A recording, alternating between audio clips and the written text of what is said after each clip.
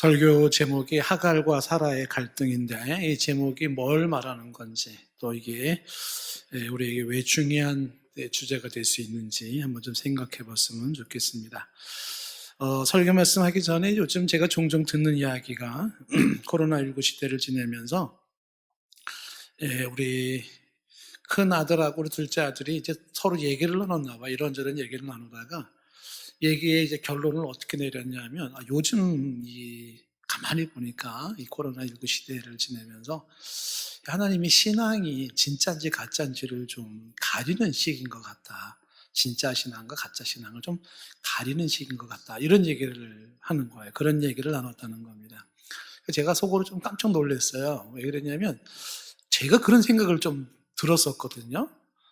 제 자신이. 그래서 지금 코로나 시기가 이 신앙의 그 진위를 좀 가리고 있는 시기가 아닌가 이런 생각이 좀 들었는데, 아들들이 좀 그런 생각이 들었다고 얘기를 하는 거예요. 근데 이제 이런 비슷한 이야기가 보니까 여러 사람들이 얘기를 하는 거예요. 우리 권사님 중에 한 분도 지금 비로소 내 신앙을 좀 돌아보는 계기가 되는 것 같다.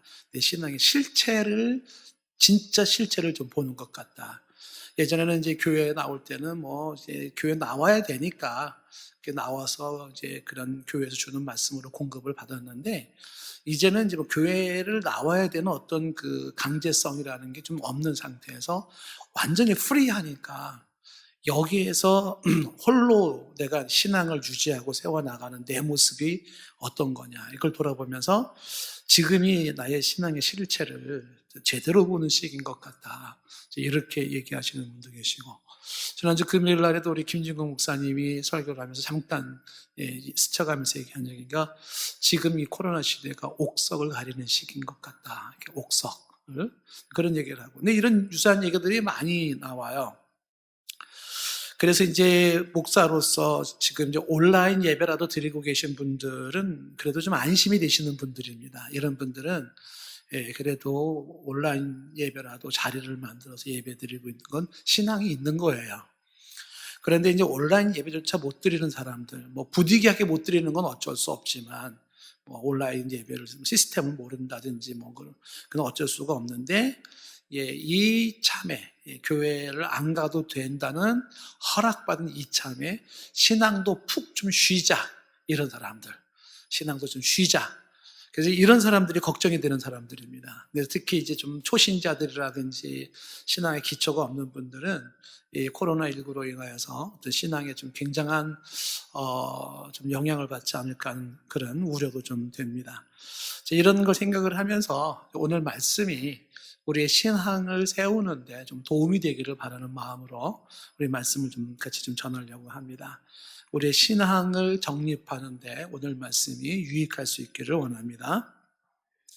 오늘 설교의 화두, 그러니까 이 시작의 화두가 뭐냐면 21절입니다. 이게 이제 포인트죠. 내게 말하라 그러면서 율법 아래 있고자 하는 자들아. 이게 율법 아래 있고자 하는 자들이 있다는 거예요. 이제 이게 화두가 됩니다. 그러니까 율법 아래 있고자 하는 자들, 누가 율법 아래 있고자 하는 거야? 이런 질문을 해볼 수 있겠죠. 그리고 도대체 왜 율법 아래 가려고 하는 거지? 이런 거예요. 그러니까 율법 아래 있고자 하는 자들아, 이 얘기는 조금 다른 말로 말하면 율법으로 돌아가는 자들아, 그런 뜻이에요. 율법으로 돌아가요. 그러니까 율법에서 나왔는데 다시 율법으로 돌아가는 자들이 있다는 겁니다. 이제 이게 지금 우리가 오늘 좀 고민을 해야 될 문제입니다. 아직도 이제 신앙생활 하신 분들 중에 율법 하는데 도대체 율법이 뭐냐, 이게 좀 생소하신 분들이 계실지 모르겠는데, 율법은 법률이에요. 구약 성경에 정해진 법률. 그러니까 뭐뭐 해라, 뭐뭐 하지 마라, 이런 게 다 율법입니다. 우리들의 삶의 행동의 지침, 어떤 강령 같은 것들이죠. 그게 대표적으로 축소된 예를 들어보는 게 십계명 같은 거예요. 다 율법입니다.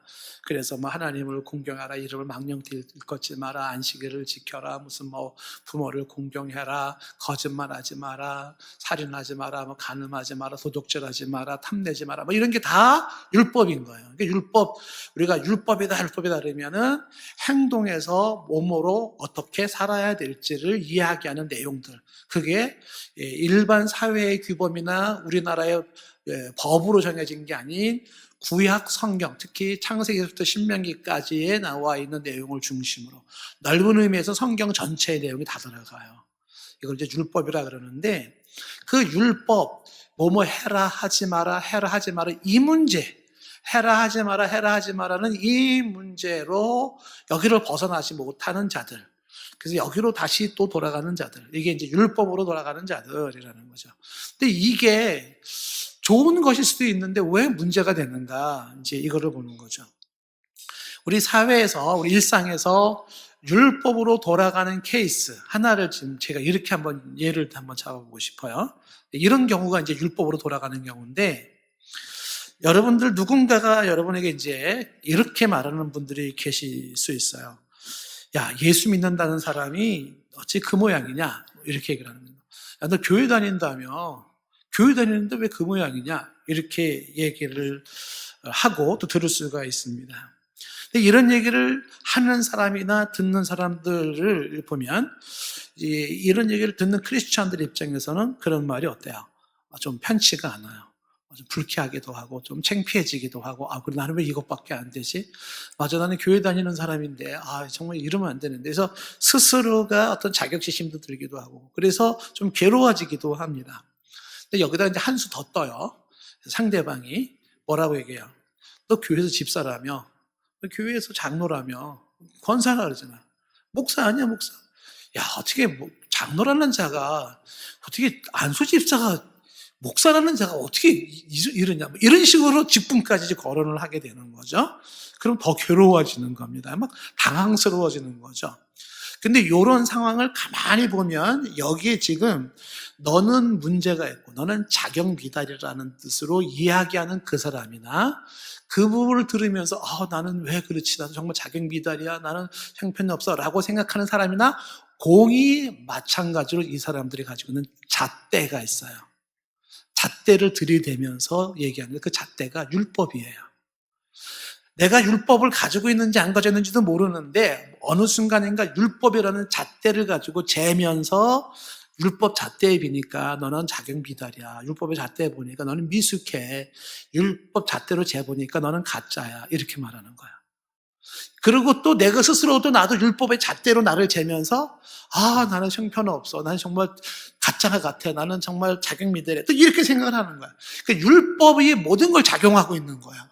이게 지금 뭐예요? 사례가 율법 아래에 있는 자들의 전형적인 모습인 것입니다. 그러니까 이런 율법적인 것들을 가지고 이야기할 때에 부담이 되니까 또 응수를 하잖아요. 기독교인들이 응수를 하는데, 응수하니까 참 좀 이렇게 좀 구차하게 응수하죠. 뭐라고 응수를 합니까? 사실 나는 그냥 교회 왔다리 갔다리 하는 거야. 와이프가 하도 교회 가라니까 내가 그냥 교회 가주는 거고, 엄마 아빠가 하도 교회 가라니까 가주는 거야. 이런 식으로 이제 응수를 한단 말이에요. 그 말이 뭐냐면, 나는 진짜 크리스찬은 아니고 그냥 형식적인 크리스찬이라는 거를 이야기함으로써, 그러니 나에게 율법 잣대를 대고 나한테 뭔가를 기대하지도 말고 요구하지도 말아라, 이거를 담고 있는 거죠. 거기다가 이제 직분을 가지고 집사가 돼가지고 장로가 돼가지고 권사가 돼가지고 이런 식으로 얘기를 하면은 또 뭐라 그래요? 또 아주 궁색한 변명을 하는 게 뭡니까? 야, 나는 집사가 아니야, 잡사야, 이렇게 얘기를 한다든지, 혹은 내가 정말 권사 장로 되고 싶어서 했냐, 하도 되라고 그냥 하니까 교회가 하도 그래서 그냥 됐지, 이렇게 얘기를 한다든지, 그런 식으로 자기 방어막을 치는 거는 뭐예요? 그런 율법적인 잣대로부터 피하고 싶어지는 거예요. 근데 문제는 이제 그 다음이 문제가 되는 거예요. 그러니까 율법의 잣대를 들여대면, 이 잣대를 들여대면 어느 크리스찬이든지 어느 직분자든지 자신 있는 사람은 한 명도 없어요. 그게 정상입니다. 한 명도 없어요. 있다면 그 사람이 오히려 문제고 거짓말일 수가 있어요. 그런데 문제는 뭐냐면 이런 율법의 잣대를 가지고 들여대면서 그래 나 분발해야 되겠어. 더 화이팅 해야지 뭐 이러고 나가면 좋아요. 난 그래서 더 예수님을 열심히 붙잡아야 돼 뭐 이러면 좋아요. 그런데 문제는 그런 얘기 들을 때 스스로 자격지심에 빠지면서 나타나는 현상 중에 하나가 그래서 나가 교회를 안 나가는 거예요. 예수를 안 믿는 겁니다. 그 부담감이 싫어서. 그러니까 교회를 안 나가고 예수를 안 믿으면 최소한 이런 지적이나 이런 부담감이 없어지는 거예요. 그러니까 신앙이 후퇴해버리는 거죠. 이게 문제가 된다는 거죠. 그리고 또 신앙생활 하는 사람들이 이런 얘기를 들으면서 어떻게 해요? 나는 역시 택함 받지 못한 사람인 것 같아. 뭐 이렇게 생각을 하면서 자기 자신은 이제 신앙의 실패자라고 그리고 스스로가 낙오자가 되는 것이 문제인 것입니다. 그리고 교회에서 직분을 주면 어떻게 돼요? 저는 안 됩니다. 이렇게 얘기를 해요. 진짜 겸손해서 저는 안 됩니다. 뭐 이럴 수도 있지만은 그런데 그거를 받으면 그 직분이 어떻게 된다? 자기를 옥죄이는 요소가 되어버리니까 그 부담감에서 피하는 방법은 직분을 안 받는 거예요. 그래서 피한다는 거죠. 이런 모든 현상들이 다 뭐냐 하면 다 율법을 못 벗어나고 있는 거예요. 율법 아래 처한 자들의 그러한 모습인 것입니다. 갈라디아 교회에서 이제 율법으로 돌아간 자들의 실상은 뭐겠습니까? 뭐 절기를 지켰니 안 지켰니, 할례를 받았니 안 받았니, 안식일을 지켰니 안 지켰니 막 이런 것들이거든요. 고린도 교회를 연장선상에서 본다 그러면 여자는 머리에 수건을 썼니 안 썼니, 방언을 하니 못하니, 예언을 하니 못하니 이런 것들이에요. 근데 여기에다가 하나 더 들어오는 것들이 뭐예요? 율법적인 것들이 들어오는 것이 뭐 거짓말을 했니 안 했니, 부모를 공경했니 안 했니, 욕심을 부렸니 안 부렸니, 살인을 했니 안 했니, 간음을 했니 안 했니 막 이런 내용들이 들어오는 거예요. 이런 율법적인 것들 중에서 의식법에 해당되는 것들은 지금은 뭐 그리 의미가 없는데 그 율법 중에서 도덕적인 내용들은 지금도 굉장히 필요한 거죠. 중요한 거야. 그래서 그걸 부정할 수는 없어요. 문제는 뭐냐면 이런 율법적인 잣대, 이런 율법적인 잣대가 결론이 돼서는 안 된다는 거예요. 그건 결론이 아니에요. 그러니까 율법적인 것은 결론이 내려질 수 있는 부분이 아니다라는 거죠. 자, 보세요. 오늘 성경 말씀에 이제 다시 21절 말씀 보시면 이렇게 돼 있죠. 율법 아래 있고자 하는 자들아. 그 다음에 뭐라고 말했어요? 그렇죠. 율법을 듣지 못하였느냐? 이게 무슨 얘기냐면 율법이 무엇을 말하는지 모르겠느냐? 이 얘기를 하는 거예요. 도대체 그 율법이라는 게 궁극적으로 뭘 의도하고 뭘 말하는지 모르겠느냐? 이런 뜻이에요. 그러니까 율법이 의미하는 바, 율법이 의도하는 바가 뭔지를 모르면 율법의 진정한 궁극적인 뜻을 모르면 계속 율법을 못 벗어나고 율법 안에 머물게 되는 거예요. 그러면 이 율법이 뭘 말하고 있는 거냐는 거죠. 율법이 지금 해라 하지 마라 해라 하지 마라라고 얘기하는 게 뭘 얘기하는 거냐면 했어 안 했어 못했지, 했어 안 했어 했지, 이런 모든 것들을 통하여서 율법이 말해주는 게 뭐냐면 인간은 어쩔 수 없는 죄인이다를 말해주는 거예요. 율법은 결국 인간이 가지고 있는 연약함과 인간의 한계를 말해주고 있는 것입니다. 그래서 율법은 더불어서 암시하는 것이 뭐냐니, 그러니까 너는 너 방법 가지고는 안 돼. 너 인간적인 방법 가지고는 안 돼. 그래서 하나님의 방법을 찾아야 돼. 그 하나님의 방법이 뭡니까? 예수 그리스도 복음으로 들어가야 사는 거야. 이게 율법의 역할이에요. 그러니까 율법은 나를 죄인인 것을 인정하게 만들어서, 그래서 결국은 율법은 자꾸만 그러니까 너는 항복하고 이제 너의 방법이 아닌 하나님의 방법인 예수 그리스도 복음 안에 들어가서 그 복음으로 살아야 되는 거야, 복음으로 들어가야 되는 거야 라고 이야기를 하는 게 율법입니다. 그런데 사람들이 지금 문제가 뭐예요? 율법에 의해서 정죄를 받아요. 정죄하고 정죄를 받고 그 다음에 그리스도 복음까지 나아가지를 못해요. 그냥 정죄받는 데서 끝나고 그래 나는 그런 인간이야. 나는 한심해.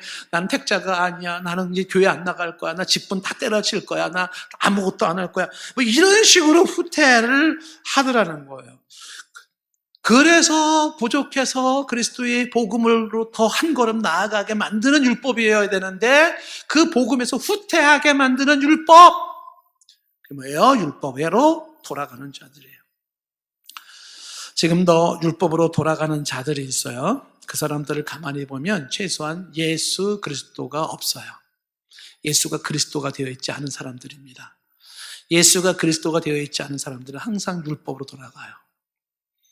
그래서 혹은 설령 나 예수 그리스도 믿어, 나 예수 그리스도를 말해라고 하는 사람이라 할지라도 그 율법으로 돌아가는 사람은 아직 예수 그리스도의 대속의 은혜를 모르는 사람이에요. 예수 그리스도의 대속의 은혜를 모르는 사람들, 복음 밖에 있는 사람들입니다. 복음 밖에. 이렇게 얘기하면 또 바로 반발이 나올 수가 있어요. 도대체 목사님 얘기하는 복음이 뭡니까? 복음이라는 게 뭡니까? 이렇게 반발이 나올 수가 있어요. 그래서 요즘은 이제 복음이라고 하는 것을 holistic gospel이라고, 총체적 복음이라고 해서 이제 복음의 범위를 굉장히 넓게 잡는 경향이 있습니다. 사람들에 따라서.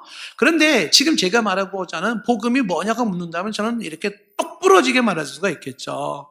복음은 예수 그리스도 십자가의 보혈로 이루어 놓은 구원의 완성. 그것을 믿음으로 받는 자들이 누리는 구원의 역사. 다시 얘기해요. 지금 복음이 뭔데? 복음 밖에 있다면 이게 복음이 뭔데? 예수 그리스도와 십자가에서 흘리신 보혈, 그 보혈로 완성된 구원. 그 구원을 믿음으로 받아들여서 그 구원의 역사를 누리는 자들이죠.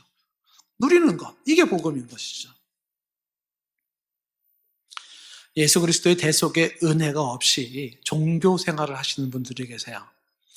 이 종교 생활을 한다는 것은 예수 그리스도의 대속의 은혜가 없이 종교 생활을 하는 사람들은 생명이 없는 종교 생활이에요. 그거는 뭐 절에 가서 빌든 뭐 산에 가서 빌든 뭐 어디 가서 빌든 종교 생활은 생명이 없는 거예요. 예수 그리스도의 대속의 은혜가 없는 종교 생활은 껍데기 종교 생활입니다. 그것은 제가 많이 얘기하지만은요, 그건 그냥 흉내내기 종교 생활이고요, 그냥 유사 크리스천에 불과한 거예요. 예수 그리스도의 대속의 은혜가 없다면. 그러면 이제 여기서 또 이제 반론이 나오는 게 뭐냐면, 그러니까 예수 그리스도만 믿으면 막 살아도 된다는 거냐, 그냥 죄 막 져도 된다는 얘기냐, 또 이렇게 반론하시는 분이 계세요. 지금 얘기하는 예수 그리스도의 그 복음을 갖는다는 것은 율법 폐기가 아니라 율법 완성이에요.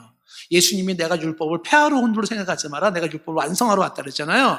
그러니까 율법을 폐하는 게 아니에요. 율법 다 필요 없어. 다 집어쳐, 던져버려. 이런 내용이 아니에요. 그 율법을 완성했다라는데 그 완성했다라는 것이 무엇인가라고 하는 것은 이런 거죠. 이 율법이라고 하는 것은 예수 그리스도 복음을 통해서 구원을 받은 그 구원의 터 위에, 그 터 위에 율법적 요구, 율법적 삶에 최선을 다하는 거예요. 이 구원의 터 위에서 율법적인 요구, 율법적인 그 삶에 최선을 다하는 거예요. 그래서 율법은 필요한 거예요. 다른 말로 바꿔 말한다 그러면 그리스도 복음 안에서 율법적 최선의 삶을 살아가는 거예요. 복음 안에서 이렇게. 그 복음의 터를 분명히 하지 못하거나 복음 안에 들어오지 않은 상태에서 율법적인 것을 이야기하는 것이 문제다. 이게 율법으로 돌아가는 자들이에요. 오늘 사도 바울이 이 내용을 예를 들어 설명하는 겁니다. 사도 바울이 예를 드는 게 이제 어떤 예를 들었냐면 오늘 22절 말씀이에요. 기록된 바 아브라함에게 두 아들이 있는데 하나는 여종에게서 하나는 자유 있는 여자에게서 났다. 이렇게 말하고 있어요. 성경 좀 지식이 있으신 분들은 뭐 이게 뭘 말하는 건지 딱 감이 왔을 거예요. 두 아들이 누구를 말하고 아브라함에게는 아들이 둘만 있지 않았어요. 아들이 많았어요. 근데 대표적으로 두 아들을 얘기하는 거죠. 근데 이제 하나는 여종이고 하나는 자유 있는 여자라고 했는데 그 여종이 누구예요? 하갈이에요. 하갈. 그리고 그 하갈에서 태어난 아들이 누굽니까? 이스마엘이죠. 그 다음에 자유 있는 여자라고 되어 있는데 자유 있는 여자가 누구냐면 바로 본처 사라예요. 그 사라를 옛날 이름으로 사레라고 했죠. 그리고 여기서 태어난 아들이 누구예요? 이삭입니다.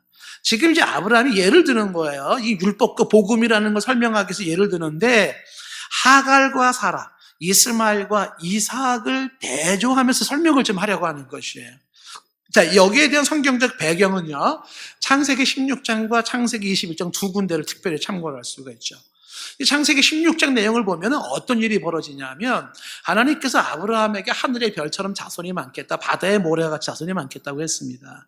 근데 아브라함이 할아버지가 됐는데 자기 부인인 사레도 할머니가 된 상태에서 자식이 많아지시고 기미가 안 보이는 거예요. 그래서 그 아내 사라가 아브라함한테 저기 젊은 저기 하갈이 있지 않냐, 종이 있는데 저 하갈을 통해서 후손을 좀 봐라 그랬어요. 그래가지고 이 아브라함이 그 하갈과 함께하면서 하갈이 아브라함의 아이를 가진 거예요. 임신을 하게 된 겁니다. 문제는 여기서 생기는 거예요. 하갈이 그 여종이 아브라함의 아이를 갖고 난 다음에 나타난 현상이 뭐냐면, 그 본 부인 이 사례를 성경에 뭐라고 되냐면 멸시했다고 해요. 멸시했다고.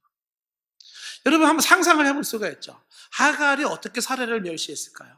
하갈이 나는 이제 아브라함의 씨를 가졌어. 나는 이제 아브라함의 후손을 내게 있어. 내가 아브라함의 대를 이어주는 사람이야. 저 하갈은 사라는 뭐 아브라함의 대를 잇지 못하고 집안을 대를 잇는 도움이 안 돼. 뭐 이래가면서 우쭐댔겠죠. 그리고서 저 사라를 무시하겠죠.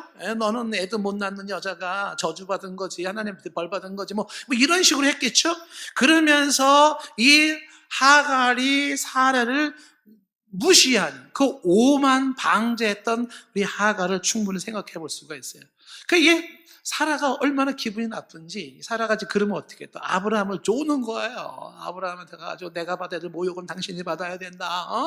뭐 그러면서 아브라함을 또 막, 그러니까 아브라함이 스트레스를 받는 거예요. 아브라함이 당신이 주인이다. 저 여자는 종이다. 그러니까 당신 마음대로 해라. 그러니까 이제 드디어 사라가 이 하갈을 쫓아내버리는 거예요. 배는 불러오는데 쫓겨난 이제 하갈은 오갈 데가 없어요. 광야에서 어디 가나 애도 낳아야 되는데 이제 막 이러고 있는데 천사가 나타나가지고 돌아가. 그 주인한테 돌아가. 그래서 이제 그 다시 하갈이 돌아왔어요. 돌아와가지고 아이를 낳아서 이스마엘이라는 이름을 지었어요. 이때 아브라함의 나이가 86세예요. 여기서 주목할 게 있죠. 하갈이 사라를 멸시했더라요. 이게 주목해야 돼요. 종이 자유자를 멸시했더라. 종과 자유자 사이의 갈등, 하갈과 사라 사이의 갈등을 지금 얘기하고 있어요. 종이 자유자를 비웃더라. 자유자가 종에게 멸시를 당하더라. 그랬더니 결국 종은 쫓겨났더라. 이 내용이거든요. 근데 이 장면이 여기서 끝나는 게 아니라 그 후손들에서 이 장면이 또 한 번 연출이 되더라는 이야기예요. 창세기 21장에 가면 이제 할머니가 된 사라예요. 그때 당시 사라는 나이가 89세인데 이게 웬일입니까? 89세 할머니가 아브라함의 아기를 가진 거예요. 놀랍죠? 그때 이제 이 아브라함은 99세입니다. 그리고 100세가 아브라함 100세 때 사라 나이 90세에 아기를 낳았어요. 이삭을 낳았어요. 놀랍죠? 이 놀라운 이삭의 출생을 시브리서 11장 11절에 이렇게 설명을 한 거예요. 믿음으로 사라 자신도 나이가 많아 단산하였으나, 그때 뭐라고 말했냐면 잉태할 수 있는 쉼을 얻었으니, 그 잉태할 수 있는 쉼이 뭐예요? 하나님의 능력으로, 성령의 역사로, 기적적으로, 이런 내용이에요. 그러니까 사라가 가지고 있는 그 아기 이삭은 누구예요? 하나님이 기적적으로 은혜 가운데 역사로 얻은 아들이에요. 그래서 이것이 약속하신 일을 미쁘시게 했다. 너희의 아브라함과 사라야, 너희들을 통하여서 자손이 많아질 거야 라는 약속의 성취가 이루어졌다. 그러니 이 이삭은 누구예요? 약속의 자녀예요. 약속의 자녀. 자유했던 여인으로부터 주어진 약속의 자녀가 누구? 이삭. 그 하나님은 약속하신 것을 이루시는 신실하신 분이시다라고 이야기를 하는 겁니다. 자, 그런데 문제가 이제 뭐예요? 이삭이 태어났을 때, 이삭과 이스마엘은 14살 차이예요. 창세기 보면은 이삭의 젖될 때라고 되어 있어요. 그러니까 3살 정도로 본단 말이에요. 그럼 이삭이 3살 됐을 때 이스마엘은 17살입니다. 근데 17살짜리 이스마엘이 3살짜리 이삭을 괴롭히는 거예요. 그 괴롭히는 그 장면이 창세기 21장 9절에 이렇게 되어 있어요. 보세요. 사라가 본즉 아브라함의 아들이면서 애굽 여인 하갈의 아들. 그게 누구예요?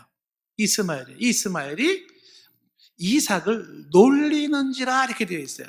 이 놀린다라는 말이 뭐냐면 희롱하니라, 모욕하니라, 비웃느니라, 정죄하느니라 이런 거예요.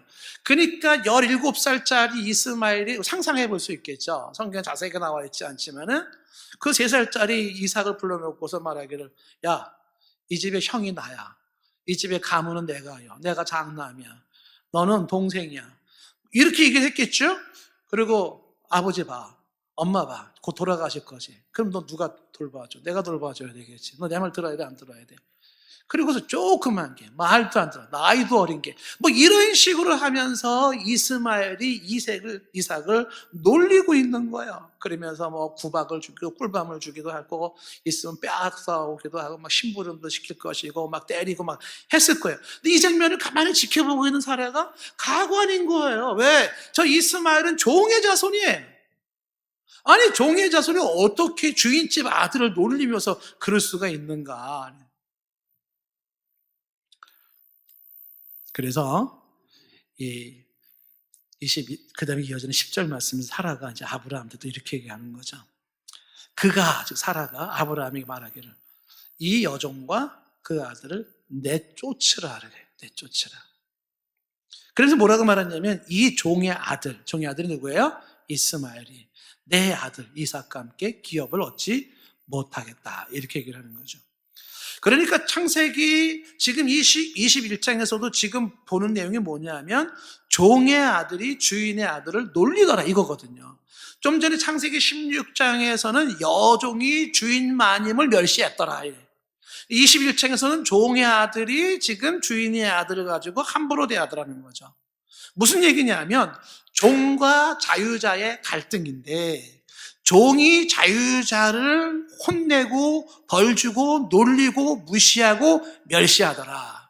이게 쭉 지금 사도 바울이 율법으로 돌아가는 자들아 라고 얘기할 때 이게 어디로 가는 거냐면, 오늘도 율법의 잣대를 들고서 복음 안에 자유자들을 무시하고 놀리고 정죄하는 자들이 있더라. 종의 후손이 자유자의 자손을 가지고서 이렇다 저렇다 얘기하고 자유자의 자손은 벌벌 떨고 있더라. 예수 믿는다는 게, 집사라는 게, 장로라는 게, 목사라는 게, 이런 식으로 얘기하면서 율법의 잣대 가지고 왕노릇하고 대장 노릇하고, 그리고 그리스도 복음 안에 있는 자들은 벌벌 떨면서 기가 죽고 있더라. 뭘 말하는 거예요? 율법이 복음을 이기고 있더라. 율법이 복음을 놀리더라. 율법이 복음을 비웃더라. 율법에 속한 자가 복음에 속한 자를 정죄하더라. 율법이 복음 위에서 왕노릇하더라. 율법이 복음을 한 수 아래로 누르고 있더라. 이 내용을 말하고 있는 거예요. 이게 정상이냐? 이 결과가 뭐냐? 내쫓기는 거야. 종은 내쫓기게 되어 있다는 것이죠.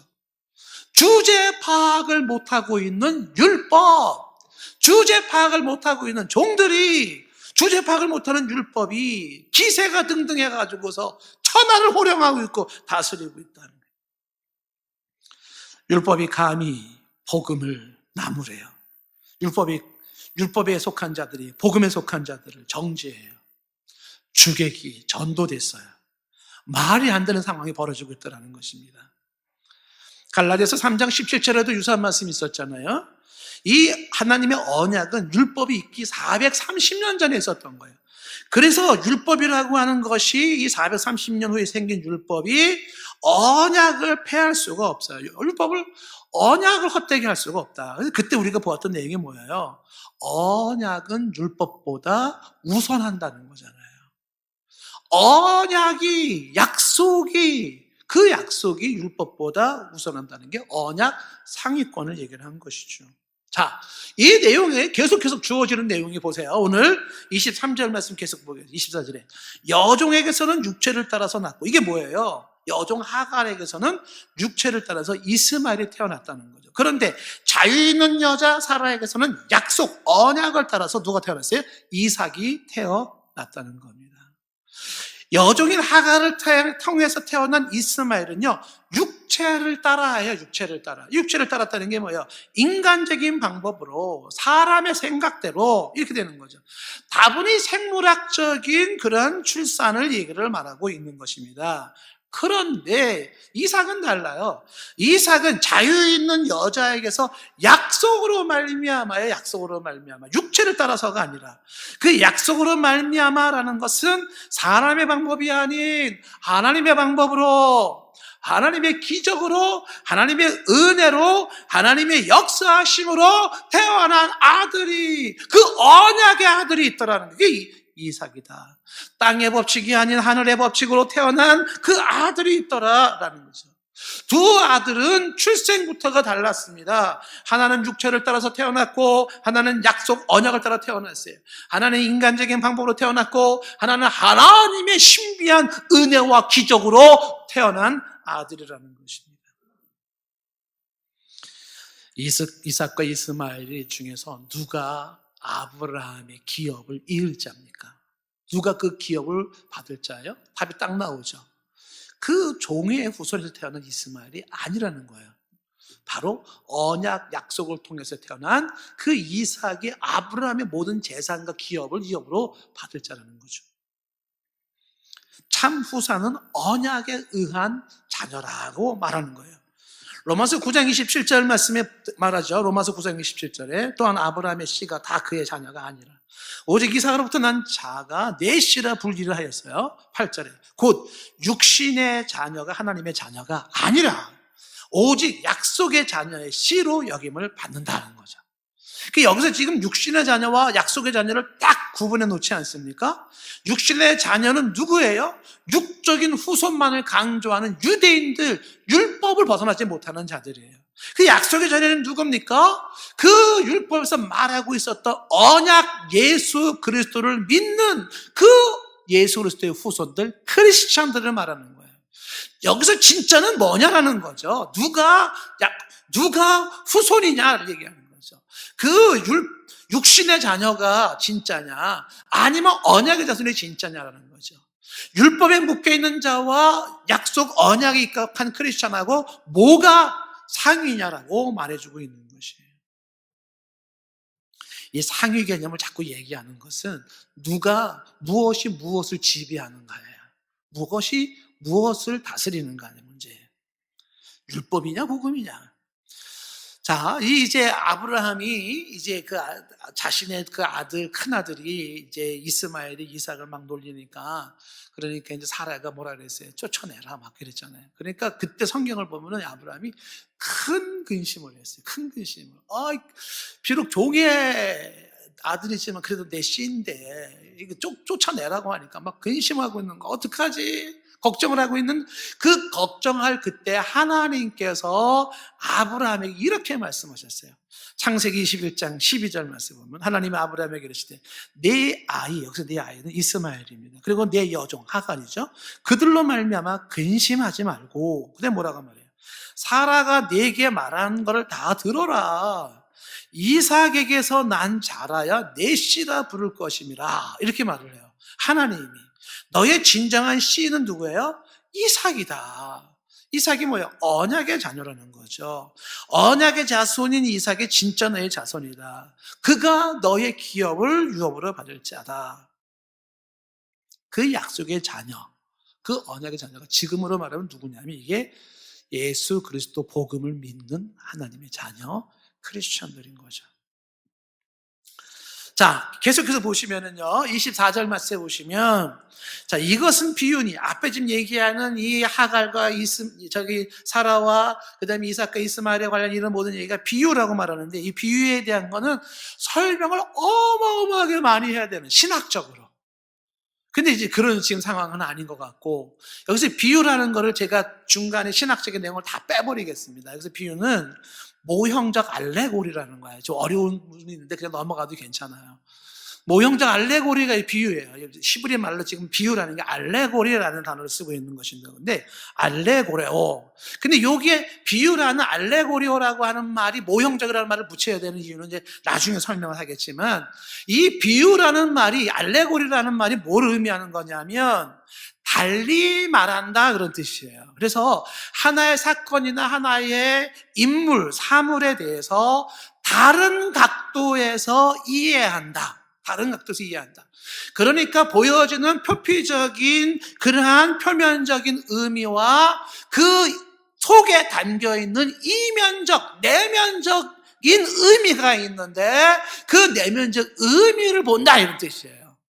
그 지금 이 사라 사건, 그 하갈과 이스마엘과 이삭의 사건이 역사적 사건이라는 것을 인정을 하면서 그 자체가 가지고 있는 표면적인 스토리와 그 표면적인 그 의미가 있는데 그것이 담고 있는 내면적인 또 다른 의미가 있다라는 거예요.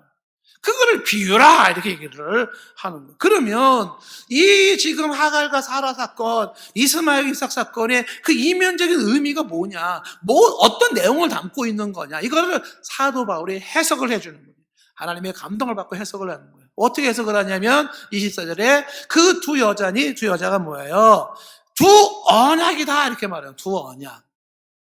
언약 두 개를 말하고 있다라는 거예요. 그 두 언약이 우리로 말하면 지금 구약과 신약이에요. 그 구약과 신약을 얘기하는데 하나는, 구약에 해당되는 하나는 신의 산으로부터 종을 낳은 자녀들에 관한 이야기로 하갈이라. 그러니까 하갈은 뭐냐면 신의 산으로부터 종을 낳는 스토리를 말해주고 있는 것이에요. 신의 산으로부터 종을 낳는다. 이게 뭔 얘기일까요? 율법을 통한 종 얘기. 신의 산에서 율법 받았잖아요, 모세가. 그러니까 율법을 통해서는 누가 태어난다? 종이 태어난다. 이게 첫 번째 얘기예요. 그러니까 이 하갈의 이야기 속에서는 결코 자유할 수 없는, 그리고 유업을 받을 수 없고 아들이 될 수 없는 종으로 태어나는 이 이야기를 하갈을 통해서 지금 이야기해주고 있다. 신의 산을 통한, 율법을 통한 종 이야기를 하갈이 말해주고 있다. 그래서 이 하갈을 통한, 다시 말해서 신의 산 율법을 통해서는 종으로 태어나니 이 종에게는 자유자의 아들 될 수도 없고 자유자의 아들이 누리는 그 혜택도 누릴 수가 없다는 거예요. 이거를 좀 전에 아까 말로 말한다 그러면은 이렇게 말하는 거죠. 그 율법의 잣대를 들고 그 종된 자가 자유자를 뭐라고 말한다고요? 평가하고 비판하고 그 다음에 그 누르고 명령하고 꼼짝 못하게 만들고, 그리고 그 율법의 잣대에 의해서, 종을 낳는 율법의 잣대에 묶여가지고서 나는 형편없어, 나는 자식이 아니야, 나는 버림받아서 나는 형편없어, 막 이렇게 생각을 하면서 또 율법의 잣대로 꼼짝 못하고 있더라는, 누가? 자유자의 자식이 그렇더라는 거죠. 하갈을 통한 종의 자손은 율법을 통한 종의 자손을 말하고 있다는 거죠. 자, 계속해서 보시면요, 25절 말씀에 이 하갈은 아라비아에 있는 신의 산이에요. 그러니까 하갈이라는 말이 아랍어로 산이라는 뜻이에요. 그 산, 신의 산을 말하고 있는데 지금의 예루살렘 같은 곳이다. 같다라는 게 상응한다는 거예요. 지금의 예루살렘 같은 신의 산을 말해주고 있다라고 말을 하는 것이에요.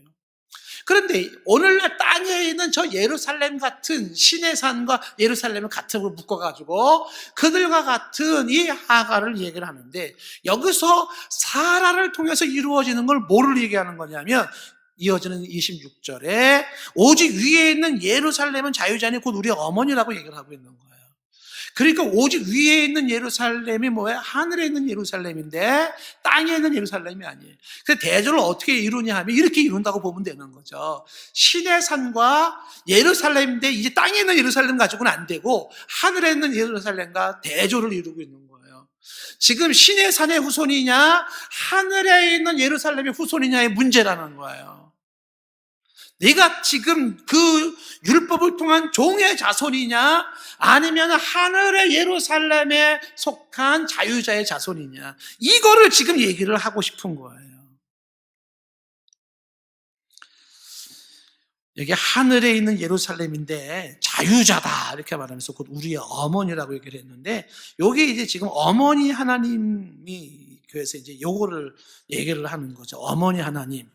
그래서 이 어머니 하나님이라는 데서는 봐라, 성경에 어머니 하나님 말하고 있는데 이게 어머니 하나님의 그 장길자신을 말한다 이렇게 얘기를 주장을 하더라고요. 이 말씀을 가지고. 근데 여러분들 한번 보세요. 지금 이 갈라디아서 4장 26절 말씀이 1943년도 10월 28일 날에 한국에서 태어난 장길자, 남편은 안상홍 씨로 안성홍 하나님으로 활동하다 국수 먹고 죽었는데 남편이 죽으니까 자신이 하나님이 된 장길자 씨, 그 여자를 말하는 거라고 보여지나요? 2000년 전에 사도 바울이 계시를 받으면서 1943년도 10월 28일 날 대한민국에서 장길자라 사람들 이걸 염두에 두고 우리의 어머니라 뭐 이렇게 썼을 거라고 생각되시나요?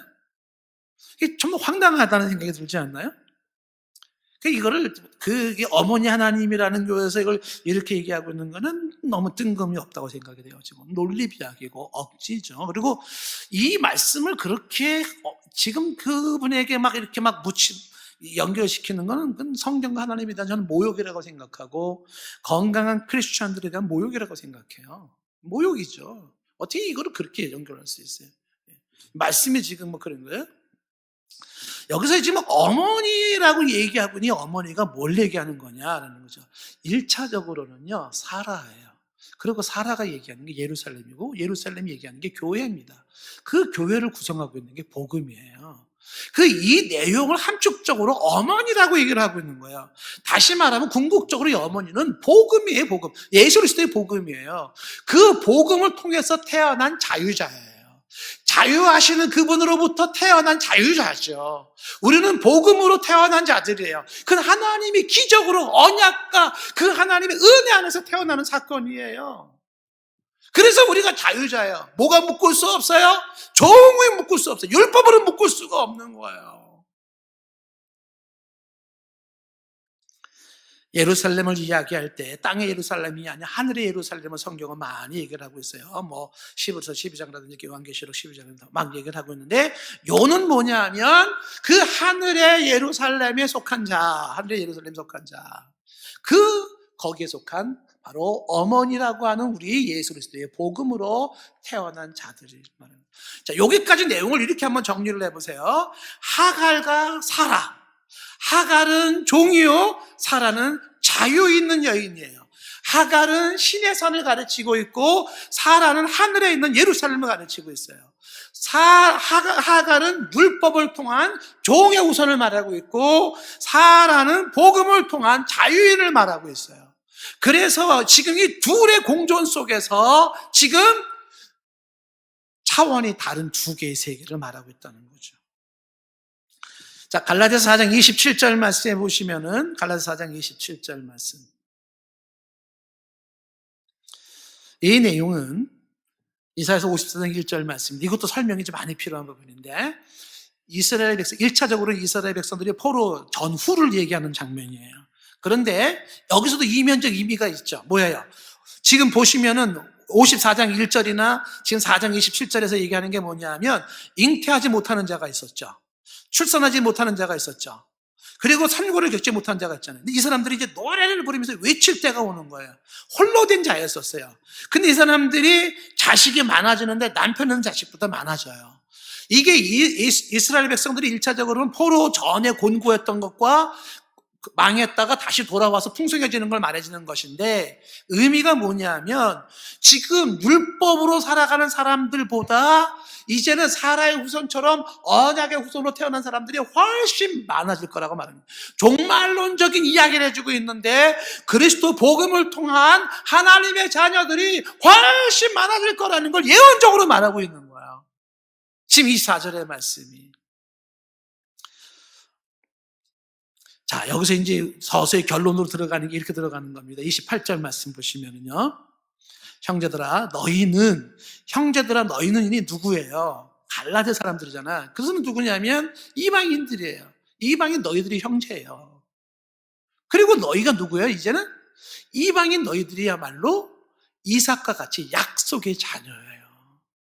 예수 그리스도 안에서, 복음 안에서 너희들이 약속의 자녀라, 너희들이 이삭 같은 자라, 이걸 얘기를 해주고 있어요. 이 이야기가 지금 저와 여러분에게도 그대로 적용이 되는 거죠. 동산교회 형제들아, 우리가 형제요. 너희들이야말로 이삭과 같이 언약에 근거하여서 하나님의 약속된 기적과 은혜로 태어난 복음의 자녀들, 자유자들이다라는 것을 말해주고 있는 것입니다. 복음 안에 있는 너희가 자유자고 복음 안에 있는 너희가 상속자예요. 복음 안에 있는 너희는 율법에 의해 출생한 게 아니에요. 율법에 의해서 뭐 이렇고 저렇고 되는 게 아니에요. 우리는 거기 그 차원이 아니에요. 차원이 다른 세계예요. 율법의 잣대에 의해서 너는 진짜 가짜, 율법의 잣대에 의해 가지고서 이 성숙미숙 이런 얘기 논할 상황이 아니에요. 차원이 다른 거예요. 왜요? 소속이 다르고 태어난 게 다른 거예요. 29절 말씀 보시면은요. 자, 이제 요거죠. 다시 이제 앞에 나눴던 내용들이 이제 정리가 섰어야 됩니다. 그러나, 그때에, 아브라함 때에, 그때에, 육체를 따라 난 자들이, 종된 그 아갈과 이스마엘이, 성령을 따라 난 자들, 사라와, 그 다음에 이삭을 박해했던 것 같이, 지금도 그러하다. 지금도 이제도 그러하다라는 게 뭐예요? 지금도 율법이 복음을 이기고 있더라. 지금도 율법이 복음 위에서 군림하고 있더라. 율법에 잣대가 가지고 복음을 가진 자들을 완전히 치고 있더라는 거예요. 꼼짝 못하게 당하고 있어요. 누가 누구한테 당하고 있어요? 복음이 율법한테 당하고 있다라는 거예요. 지금도 그렇다라고 말하고 있는 것입니다.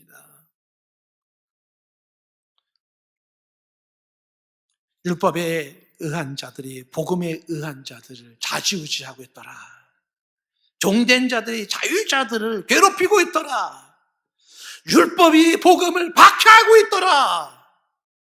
율법에 속한 자들이 복음에 속한 자들을 박해하고 있더라. 종된 자들이 아들을 박해하고 있더라.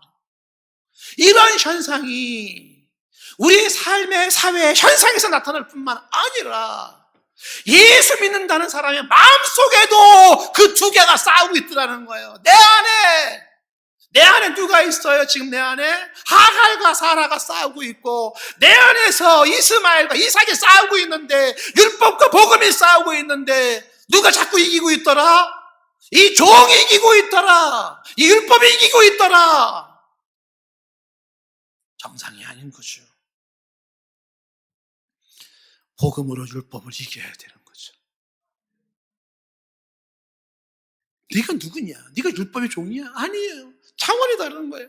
그 종은 주인의 말을 들어야 되는 거예요. 쫓겨나야 돼. 쫓으면 쫓겨나는 거예요. 복음에 무력하니 율법이 대단한 존재인 것처럼 나와서 그리스도를 통한 하나님의 언약의 성취가 가볍게 별 볼 일 없이 취급될 수 없다는 겁니다. 오늘 이야기의 결론이 이렇게 가고 있지 않습니까? 30절 말씀이에요. 그런데 성경이 지금 이렇게 얘기를 하면서 뭐라고 말을 하고 있어요? 여종과 그 아들을 내쫓으라. 여종의 아들이 자유 있는 여자의 아들과 더불어 유업을 얻지 못하리라. 이 내용이 아까 보았던 창세기 21장 10절 말씀이잖아요. 여기서 뭐라고 말했어요? 이 여종과 그 아들을 내쫓으라. 내쫓아야 된다는 거죠. 이 종의 아들, 지금 뭐라 말하면 율법으로 종된 아들을 말하는 거예요. 이들은 내 아들이 누굽니까? 복음으로 자유케 된 크리스찬들이에요. 함께 이 기업을 받을 자가 못되니 누굴 쫓아내야 된다? 아들 쫓아내는 게 아니죠. 그 율법을 쫓아내라는 거예요. 종은 쫓아내야 되고 아들은 유업을 이어야 된다는 것입니다. 종은 하나님의 나라에서 쫓겨나고 아들은 하나님의 나라에 들어가는 거예요. 종은 새 예루살렘에서 들어가지 못하고 쫓겨나는데 아들은 언약의 아들은 새 예루살렘에 거주하게 되는 거예요.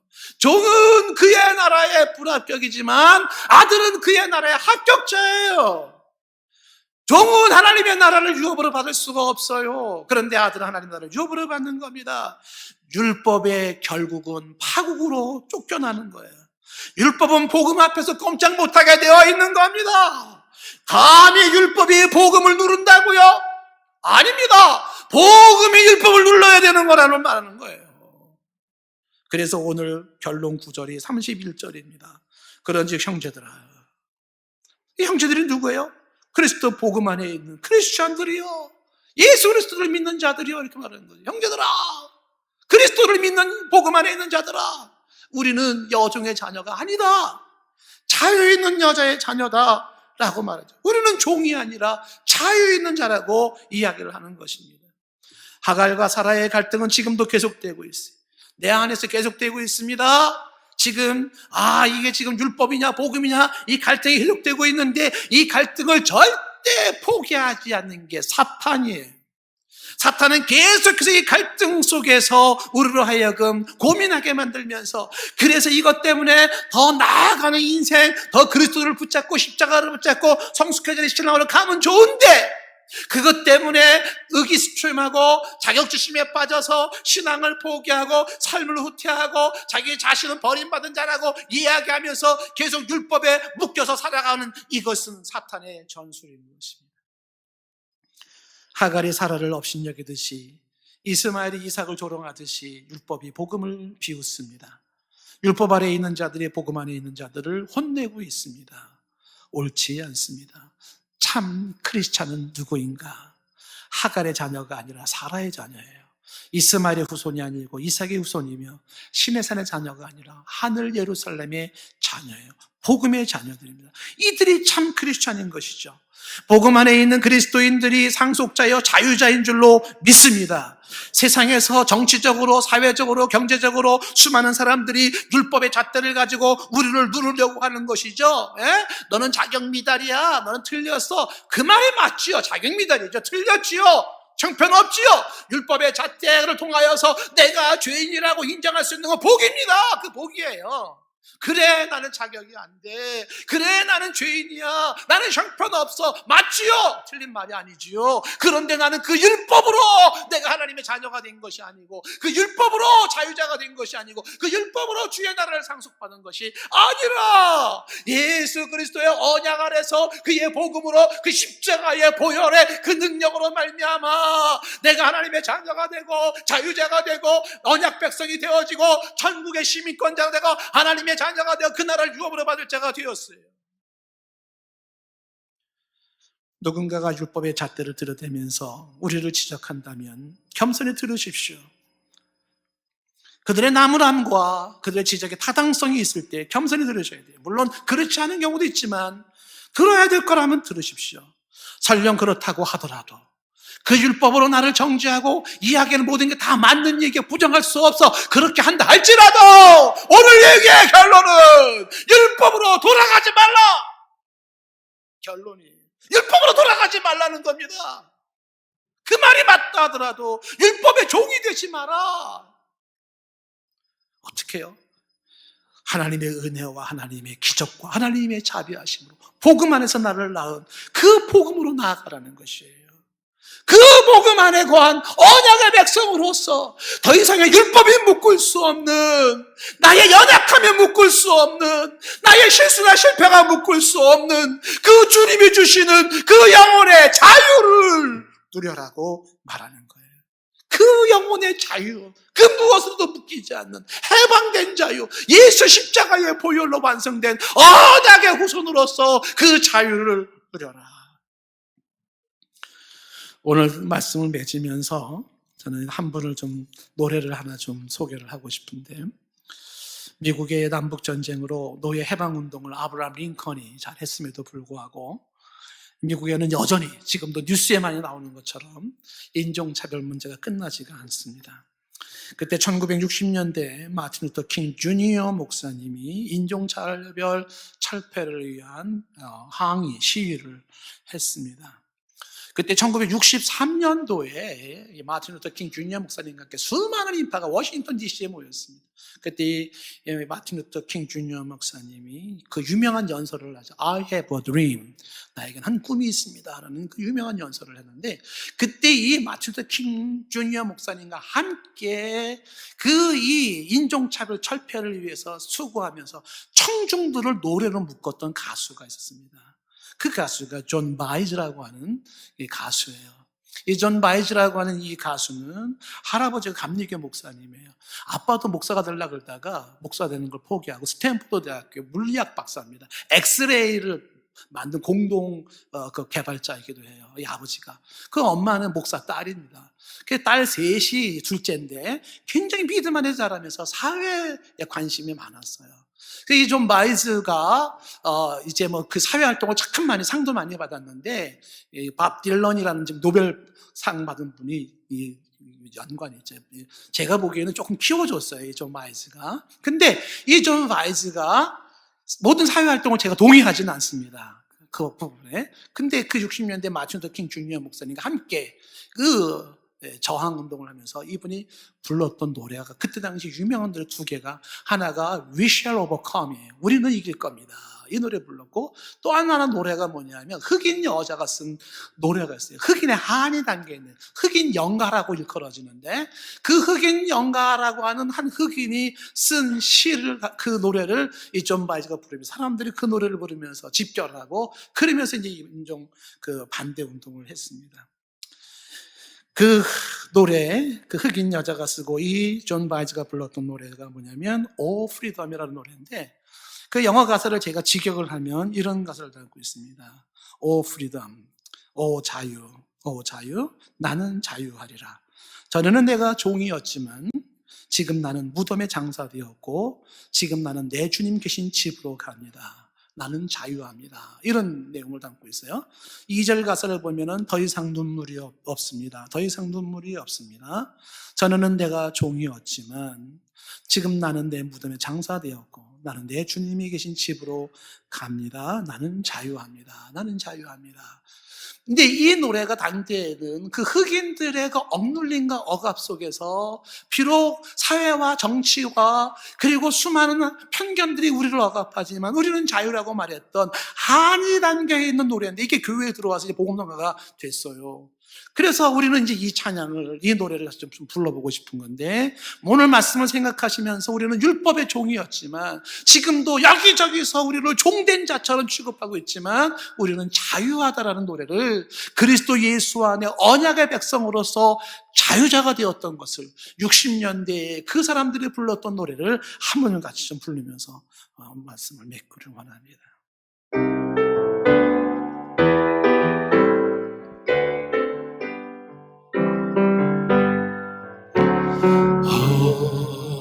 오 자유, 오 자유, 나는 자유하리라.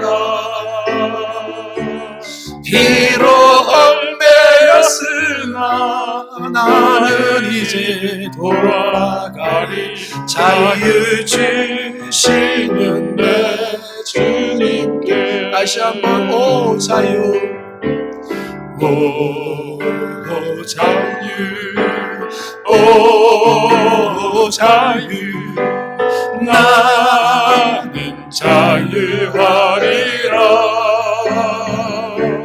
비록 얽매였으나 나는 이제 돌아가리.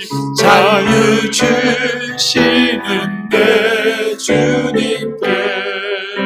슬픔 없네, 슬픔 없네, 슬픔 없네, 슬픔 눈물 없으리. 비록 얽매였으나 나는 이제 돌아가리. 자유 주시는 내 주님께. 슬픔 없네, 슬픔 없네, 슬픔 없네, 슬픔 눈물 없으리. 비록 얽매였으나 나는 이제 돌아가리. 자유 주시는 내 주님께. 우리는 주님 안에서 자유할 수 있기를 바랍니다. 사방으로 우겨싸움을 당하여도 예수 안에 우리는 언약의 백성으로 예수님의 은혜와 하나님의 기적으로 우리는 자유의 자손으로 낳아주셨는데 그 자유를 누릴 수 있기를 바랍니다. 우리 찬양을 다시 한번 좀 빠른 템포로 한번 불러보겠습니다. 오 자유, 오 자유, 나는 자유하리라. 비록 얽매였으나 나는 이제 돌아가리. 자유 주시는 내 주. 다시 한번 오 자유, 오 자유, 오 자유, 나는 자유하리라. 비록 얽매였으나 나는 이제 돌아가리. 자유 주시는 내. 한 번 더 오 자유, 오 자유, 오 자유, 나는 자유하리라. 비록 얽매였으나 나는 이제 돌아가리. 자유 주시는 내 주님께. 슬픔 없네, 슬픔 없네, 슬픔 눈물 없으리. 비록 얽매였으나 나는 이제 돌아가리. 자유 주시는 내 주님께. 한 번 더 슬픔 없네, 슬픔 없네, 슬픔 없네, 슬픔 눈물 없으리. 비록 얽매였으나 나는 이제 돌아가리. 자유 주시는 내 주님께 노래하리, 노래하리, 노래하리, 나는 노래하리라. 비록 얽매였으나 나는 이제 돌아가리. 자유 주시는 내 주님께. 큰 소리, 큰 소리, 큰 소리, 나는 크게 외치리. 비록 얽매였으나 나는 이제 돌아가리. 자유 주시는 내 주님께. 큰 소리, 큰 소리, 큰 소리, 나는 크게 외치리. 비록 얽매였으나 나는 이제 돌아가리. 자유 주시는 내 주님께.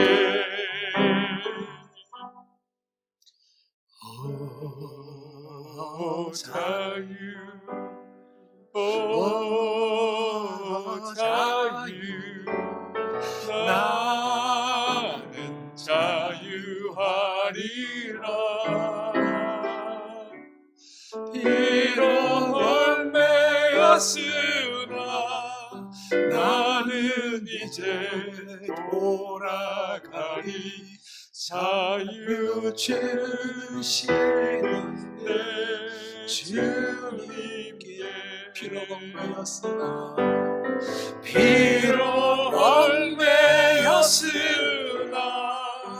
나는 이제 돌아가리. 자유 주시는 내 주님께.